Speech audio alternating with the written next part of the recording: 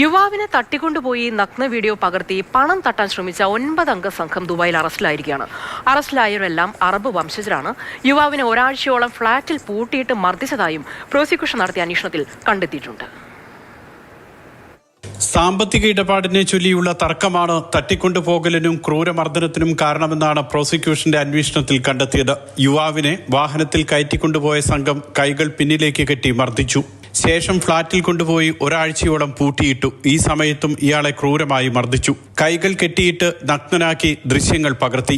ഈ ദൃശ്യങ്ങൾ സമൂഹ മാധ്യമങ്ങളിലൂടെ ബന്ധുക്കൾക്ക് അയച്ചു കൊടുക്കുകയും പണം ആവശ്യപ്പെടുകയും ചെയ്തു. ക്രൂരപീഡനത്തിനിരയായ യുവാവ് തന്നെയാണ് മൈ സേഫ് സൊസൈറ്റി എന്ന മൊബൈൽ ആപ്പ് വഴി ദുബായ് പ്രോസിക്യൂഷന് പരാതി നൽകിയത്. തുടർന്ന് പോലീസും വിഷയത്തിൽ ഇടപെട്ടു. പരാതിക്കാരനിൽ നിന്നും വിവരങ്ങളും ഡിജിറ്റൽ തെളിവുകളും ശേഖരിച്ച ശേഷമാണ് 9 പ്രതികളെയും പോലീസ് അറസ്റ്റ് ചെയ്തത്. അറബ് വംശജരായ ഇവരുടെ ചിത്രങ്ങളും പോലീസ് സമൂഹ മാധ്യമങ്ങളിൽ പങ്കുവച്ചു. വധശിക്ഷയോ ജീവപര്യന്തമോ ലഭിക്കാവുന്ന വിവിധ വകുപ്പുകളാണ് പ്രതികൾക്കെതിരെ ചുമത്തിയിരിക്കുന്നത്. Mathrubhumi news, Dubai.